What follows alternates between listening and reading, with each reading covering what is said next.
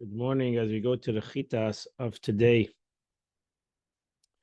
we are holding the portion of Baleischa. Today is Wednesday, the fourth reading in that week's portion, this week's portion, the portion of Baleischa. We are holding in the book of Numbers, Bamidbar, chapter 9, verse number 15. Mishkan, a day that the Mishkan was erected. Kisa Ananis a Mishkan, the cloud covered over the Mishkan. Loyola Eidos, the tent of testimony. Ube'erev Hiryala Mishkan Kemareation. The evening, it appeared over the Mishkan like a fire. Adabaker until the morning.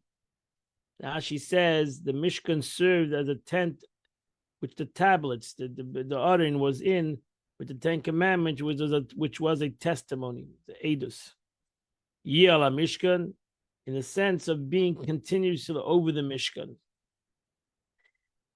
Gain Hoyer Tamid. This is the way it was always. Hananya Chaseno, the cloud covered over the Mishkan. Umare Eish Laila, in the evening it looked like a fire.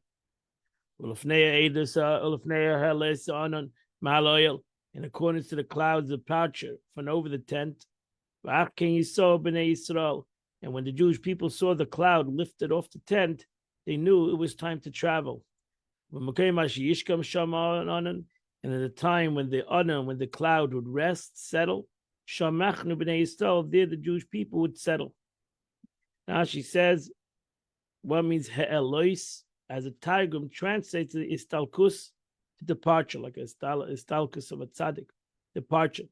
Similarly, the cloud departed in verse 21 would have been incorrect to write lefia loisanan, the helanan, for it would not be expression in departure, but sprouting forth or ascending. So therefore it says he'elois. Al pi Hashem Yisrael, on the mouth of God they would travel.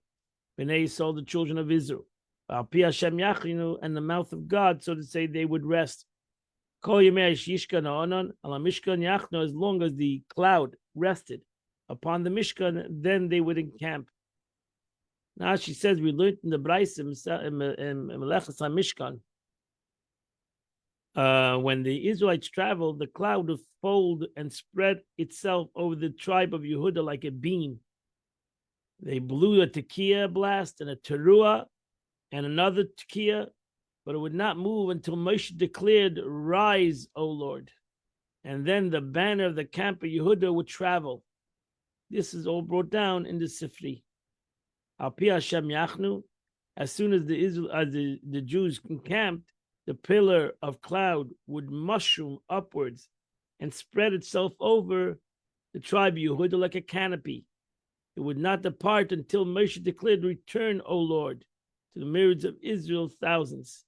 That was meant according to the word according to the Lord's word. Through Moshe, that's what it means, Al pi Hashem, because it was the cloud that really gave them the sign. But ultimately, if Moshe Rabbeinu did not announce that that when Moshe Rabbeinu announced that they should travel, that's when they traveled. And when Moshe Rabbeinu announced that it should rest, that's when they rested. When the cloud lingered over the Mishkan for many days, and the Jewish people would watch the charge of the charge of God, but they would not travel. And sometimes the cloud would remain for several days above the Mishkan. According to the words of God, they would travel. According to His word, they would settle. She says the Yesh Kalema Pa'am, and there were certain times you may miss a Yom Matan. Were there for a couple of days, and they continued their journey. There were times that the cloud remained there only from the morning from the evening until the morning. But now the cloud would depart in the morning when the sun, and they would travel a yom v'layla, or a day and a night. But now when the sun, they would continue their journeys. A yamayim b'chaydish, they was there for 2 days or a month, a yomim or a year. When the cloud lingered over and hovered over the Mishkan, Yachnu b'nei Yisrael, the children of Jewish people would encamp. Well, you saw, when they lifted up, they would travel. Oh yeah, Mayim Rashi says that to be translated before Shana means a year. The verse says that a year shall be his redemption. Verse 23, Al Pi Hashem Yachnu, Al Pi Hashem Yisod. According to the mouth of God, they camped. According to the mouth of God, they traveled. It's Mesheresh Hashem Shamaru. They kept the charge with God. Al Pi Hashem Biad Moshe, in the mouth of God, in the hands of Moshe. Chapter 10, verse number 1. God spoke to Moshe, saying, make for yourself 2 silver trumpets. Mikshatasa, which he made out of 1 beaten gold. Should be called to summon the congregation. And to the announcement of the departure of the camps. Rashi says, so that should be a blow before you like a king. As it says, there was a king amongst he b'shur melech. Moshe Rabbeinu was the king. Asay lecha. Rashi says, from your own resources. Moshe Rabbeinu had to pay for these chatzitzes. Asay lecha, you should make them and use them, but no one else. The mikra eda, when you wish to speak to the members of the Sanhedrin and the rest of the people, and you summon them before you to convene with these trumpets. The time the camps due to depart, blow on them as a signal. It follows that they traveled at the behest of the three at God's bidding, by the word of Moshe, and by the calls of the trumpets. So there was 3 signs. The cloud would lift, Moshe Rabbeinu would announce, and then they blew a tekiah. Miksha, it should be made out of 1 single block, like the menorah, by banging it in a hammer, with a hammer. And when they blow on them, the entire congregation shall assemble to you. Al Pesach Hayamayid, at the entrance of the tent of meeting. With both of them, it's a signal for the congregation to assemble. As it says, the entire congregation shall assemble at the tent of meeting, that there were certain times that not only the Sanhedrin, but he would make that Moshe Rabbeinu wanted the entire congregation to come in front of the Mishkan. If you would only blow it once, then the princes would only come. Rosh Alf Yisrael, which was the heads of the myriads of Israel. Now she says it was a single blow was a signal for the princes to assemble. As it says, the princes shall assemble to you. The meeting point was also at the entrance of the tent of meeting. This is all brought down in the Sifri. Then you'll blow a teruah, a series of short blasts. And then the camps which encamped shall start to travel. Now she says the series of short blasts, the signal for the camps to travel with tekiah, teruah, tekiah. Because every short blast had to have a tekiah before that, a tekiah after that, as on Rosh Hashanah. Kach nidish b'sifri. This is all brought down in the Sifri, as brought down from the Sifri, from all the verses. Katem teruah shenis. When you blow a second teruah, the camp encamped in the south shall travel. Teruah yitkulam saying they shall blow. You shall blow the teruah for the travel. When you gather in the community, tiku v'leitizru, you shall blow a tekiah, a long blast, but not a teruah, not short blast.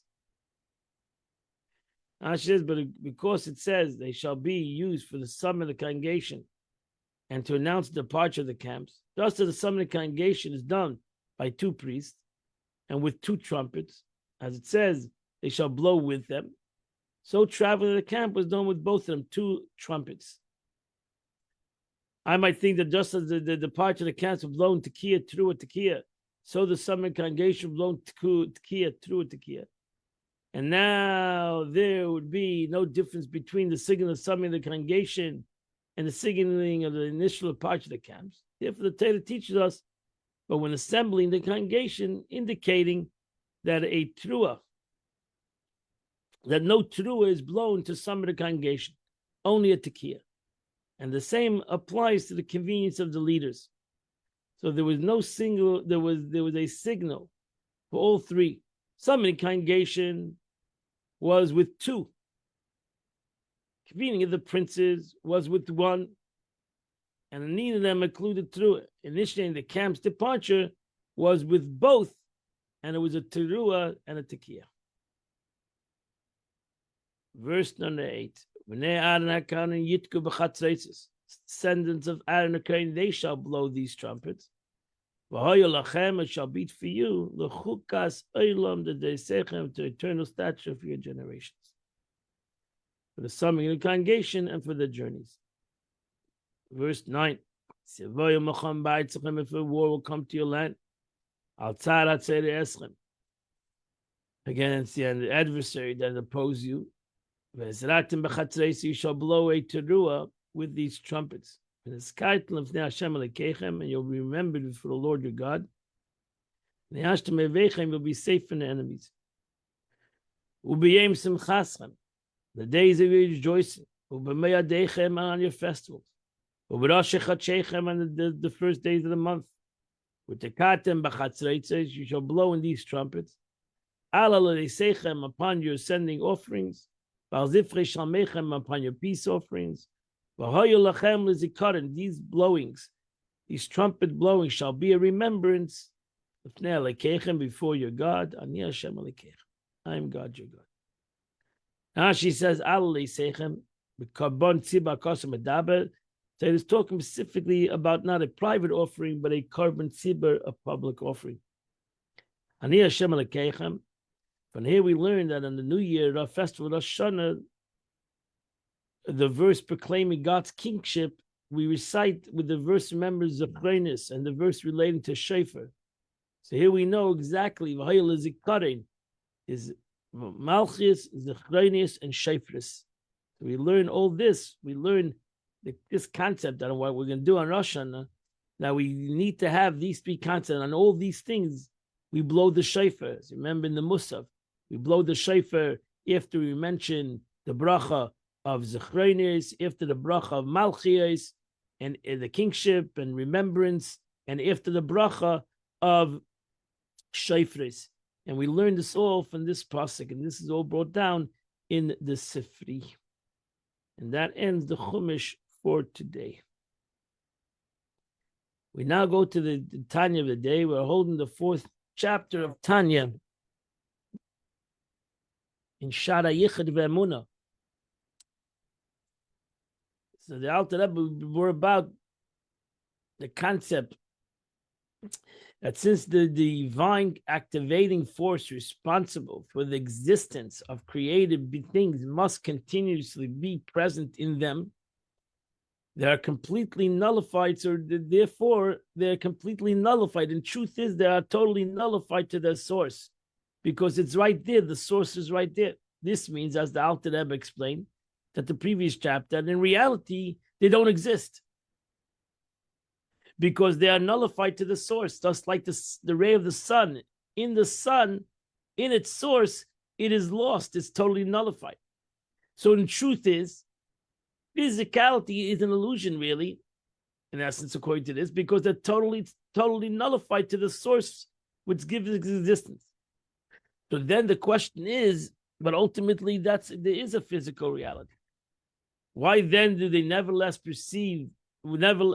we nevertheless perceive created beings as in enjoying a tangible existence? They're not existence. Their existence is their source. So the answer is only because we are unable to see or comprehend the divine utterance that's contained within each created being thing. And that calls it into being because we cannot see it. Now, Alter Rebbe illustration this by considering the sun's ray. When they are not within their source, the sun, but diffused throughout the expanse of the universe, they're perceived as having independent existence. However, when they are contained within the sun globe, they clearly have no such existence at all. The following question therefore arose: since created beings, unlike the sun's rays, must constantly have their source within them, why didn't they actually see it? how they're completely nullified. Why don't we see it? Because it is right here, the source. The sun is very far away, but the source of God is right here. The word of God is right here in creation. In order to answer this question, Alter Rebbe wrote to a certain preface would be necessary. And hence this, in the 4th chapter, we now elaborate on God's capacity for tzimtzum, or contraction. That means within the concept of the source, there is a contraction. Mentioned this verse before. Yesterday, the verse says, for the sun and its shield is Havaya Elikim. Just like the sun gives forth illumination, so does the 4 letters of the divine name Havaya, Yud, Hey, Vav, Hey, provide us with spiritual illumination. Ki Shemesh, the Shemesh is the Yud Kei Vav Kei, that's in essence the verse means. Ki Shemesh Umogein. Shemesh is Yud Kei Vav Kei, is the sun that shines, is the illuminated. Just like the sun's shield protects us from the intensity of its ray, Mogain, its shield is Elikim.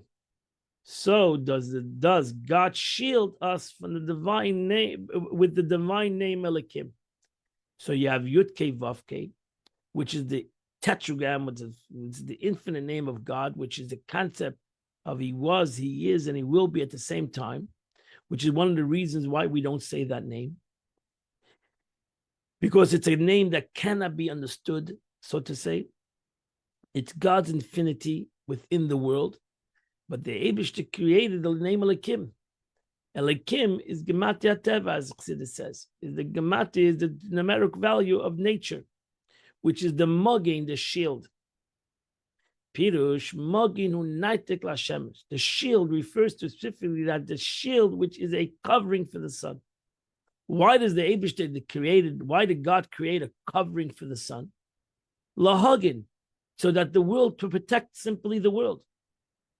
And because the world would not even so the sun is very far away from the earth, the world would not be able to handle the sun's ray because it's so intense, the sun itself. And therefore, God created a muggin. He created, so to say, a contraction to the sun, a shield to the sun, so that the sun would not simply destroy the world. Hunaitik Lashem, it's the covering for the sun. To protect creatures, so to be able to bear it. Not only bear it, to be able to enjoy it and to be able to survive the sun's heat. As is brought down by the sages of blessed memory, and the future Mashiach comes. It's blessed,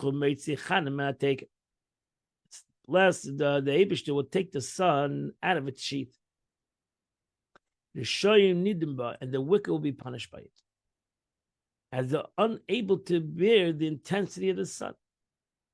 The Panshas goes on to say that the righteous not only be able to tolerate, to actually be healed by it. So the Eibishter, whatever that means, is that maybe that's global warming.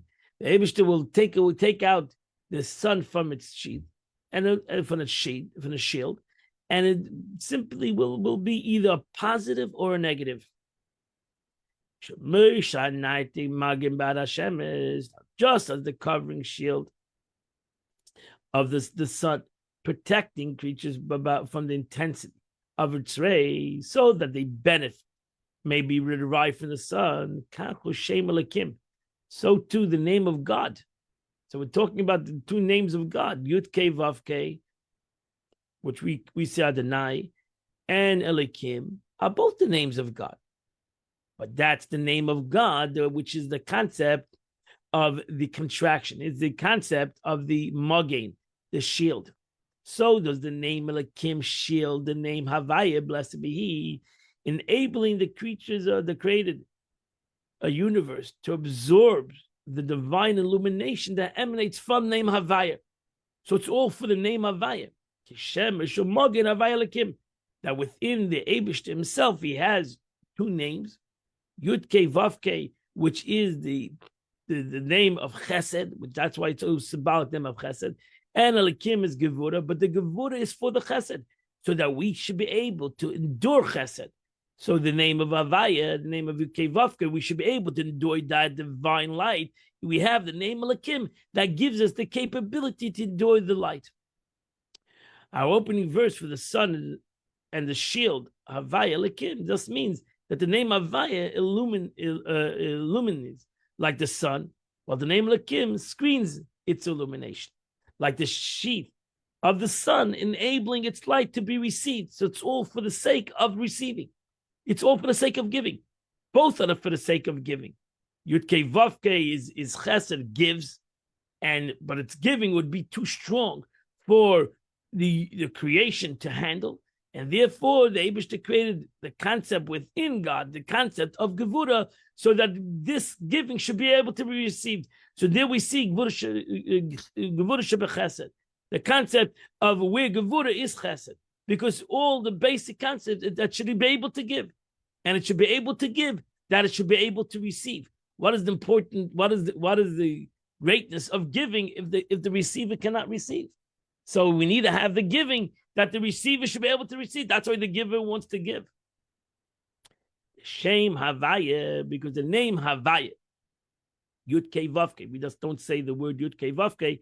That's why the Chassidus, they flip around the word of the letters over here. Instead of putting the Yud first, they put the Yud, the third letter. So that's why it's called Havaya.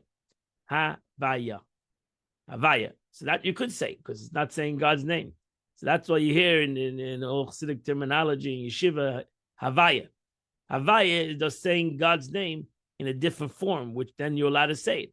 You're not allowed to say it when the Yud is first. So that's, you're not allowed to say it. So we say Havaya. But in davening, we say Adonai. Because Havaya, it doesn't mean anything. Havaya, the meaning of Havaya is Hoy Shemahava. That's why we use the word Havaya. Alter Rebbe is giving you why we use the word Havaya, because Havaya means Mahava. It means that it which brings everything into existence. Havaya, that he brings about in existence. Ayin Leyesh. So that's the name of God. Yud Kei Vav Kei. Yud Kei Vav Kei, the name of God, the tetragram of God's name. What is it? It's the concept of Chesed. It brings about creation. The Rebbe knows this refers to the last three letters of Hey Vav Hey of this name, Yud Hey Vav Hey, which forms the word Hoiva, which is the root and the verb, which means to bring into being. Being. Hoiva, existence. That the Eibushter brings things into existence. That's the name of Havaya, to give, to bring things into existence. Chesed. Chesed, like the concept of Chesed. Chesed makes things happen. Creates things. Gives things. Develops things. That's why Olam Chesed Yibana. The world is based on Havaya. The world is based on Chesed. The world is based on the concept of being. Being. To bring into being. By Yud. And what is the letter Yud of Havaya? The prefix to the term Hoiva modifies the verb Meshameshes al ha'pu'ula, indicating that the action Shibeloshen Hoiva v'tamid is that it's present and continuous. That there is a being, that Chesed, that the Eibushter wants, the concept of being, the concept of creation is a continuous. That's the letter Yud. So that's the name of God. That's the expression of Chesed. That's why I keep on saying the word Chesed, because Chesed is continuous. It's continuous. Giving is a concept of continuous. It's never stopped. That's the ultimate aspect of Chesed. That's why we should emulate God's Chesed, because we should be continuous. It shouldn't be something that it happens from time to time. It should be an aspect of a continuous concept. So the Eibishter continuously creates. He continuously wants creation. He continuously desires creation, and he continuously creates. And that's the aspect of Yud Kei Vav Kei. That's why it's infinite. There's no beginning. There's no end. It's a continuous situation. As Rashi translates the verse, Kocha Ya'ase Iyov Kol Hayomim. Rashi comes to the verse that says, and this manner Job, Iyov, accustomed to do Ya'ase all his days. Just as here, the word Ya'ase. Ase is to do. Ya'ase means to continue to do. So the word Ase is to do. The prefix of the word Yud, so Ya'ase, the Yud makes it continuously. So did Yir continuously do. Ase is to do. The Yud makes it continuous. That's Hebrew. You have to know Hebrew grammar. But that, so the extra could have said Kacha Asa Iyov. That's this is what Iyov did all his days. Ya'ase means not that Iyov did this. Iyov did it continuously. It was not something that he did on a day by day. This was his life. This was his existence. This was the purpose of everything he did. So it's an ongoing process. The Yud, so too does the initial Yud. So Hoive is the concept of create being, and Yud says the Eibishter continuously makes it being. The initial Yud and Yud Kei Vav Kei of the name Havai indicate that God creates everything ex nihilo continuously, just like the word Ya'ase. That means that the concept over here, Yud Kei Vav Kei, is that the life force of God that creates everything, brings everything into being. Mamish, really, in all creation, in all created aspects. Which comes from the word of God, Yud Kei Vav Kei, which is the word of God.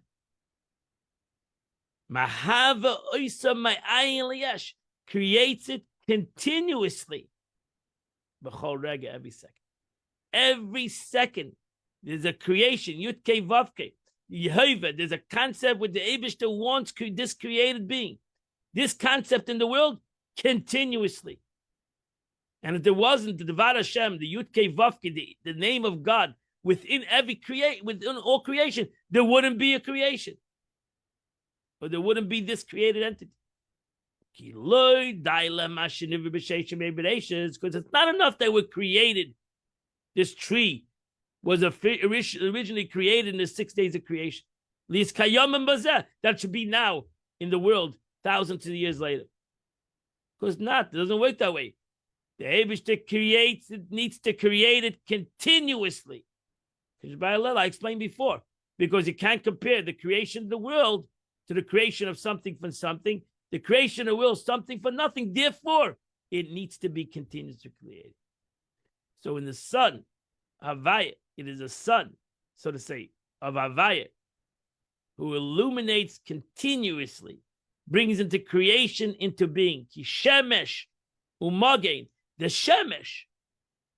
It's not the magain that gives it. It's the shemesh that gives ultimately its creation. The shemesh, Yud Kei Vav Kei, in that analogy, the sun, the illuminary, and its shield. What gives creation ultimately is not the shield. The shield gives the creation the capability to handle it. But what gives the creation is the shemesh, is the illuminary. However, were this illumination be revealed within created beings, they would be aware of their complete nullification within their source. And that's why you need the magain. You need the shield. And we would not see before us created beings. We would see godliness. For as explained earlier, when the activating force is perceived, the created being is non-existence. This is why there's a shield. That's why the Eibishter said that within his name, he created a second name, which is Elokim. Elokim is necessary. That's why in the first pasuk of creation, Bereshis bara Elokim, that ultimately for there to be a creation And for that creation to feel itself, there needed to be Bereshis bara Elikim. Even though a chapter later, it says, V'yayim Hashem Elikim bara Isam, that the Eibishter created, you'll see in the verse over there in Genesis, it says ultimately God created the world through both of the names of Hashem and Elikim. But in the first day of creation, what does the first verse of the pasuk says? Bereshis bara Elikim. So why? Because the Eibishter wanted creation. The Eibishter not only wanted to create, he wanted to make sure that creation would feel its own identity. It wouldn't be bottle. It wouldn't be non-existence in their existence. They would feel their existence. In order to conceal from created beings a divine illumination of Havaya. That's within them. It's still within them as it's concealed. That's really responsible for their existence. Only then can they perceive themselves as existing independently in their life force. This perception, in turn, makes it possible for created being to consider and feel themselves as being tangible existence. I shall be explained. So that's why this is the greatness of God. This is the ultimate greatness of the Eibishter, that within his infinite light, he created a finite entity. Only the Eibishter can create within infinity finite. No human being can do that. So it enumerates the praise of the Eibishter as a Kel HaGodel HaGiber. What's HaGodel HaGiber? You say it every day in the daven. A Kel HaGodel, God who's great and who is mighty. Why? Pirush HaGodel, what means great? Midas HaChesed. That's why I kept on saying Midas HaChesed.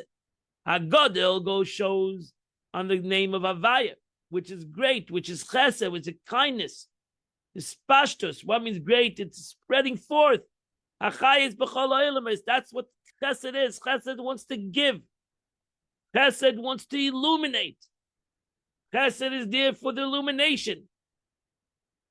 That's it. It does the illuminates. It gives.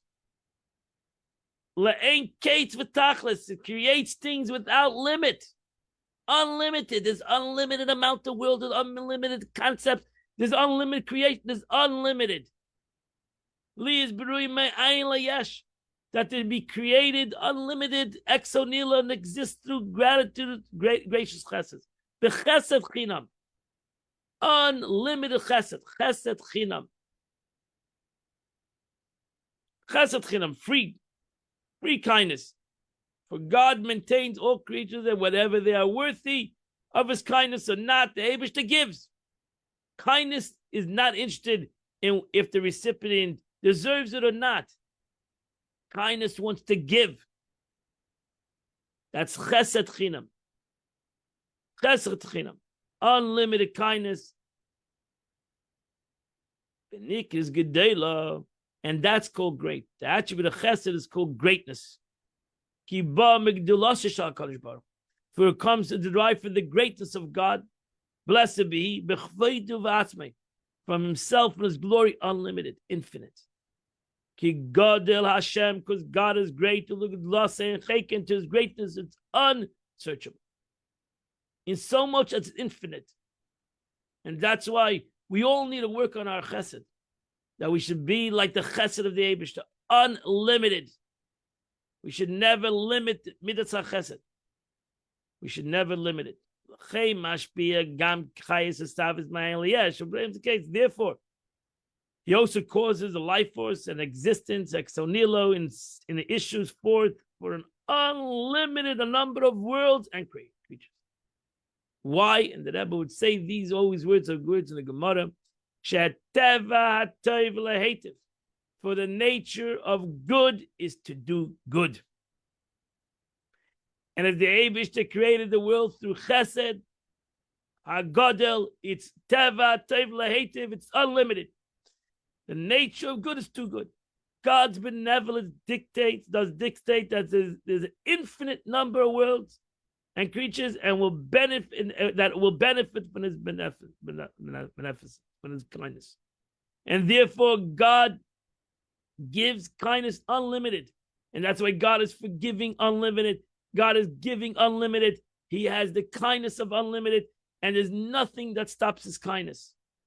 And that's why we always pray to the Eibishter for his kindness, because it's unlimited.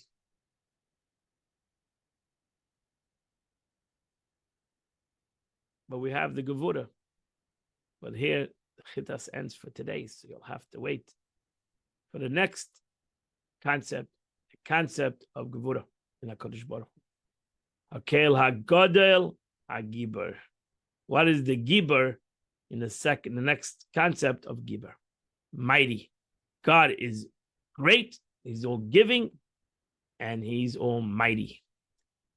But here we can complete the Tanya for today. Today is the 13th day of the month, which is chapter 69 to 71. If you do those three chapters, 69 to 71, you do the Chitas of the day. Wish you all a wonderful and beautiful day. With Shem, see you all tomorrow, 8 o'clock. We'll continue to learn the Chitas of the day. Yes.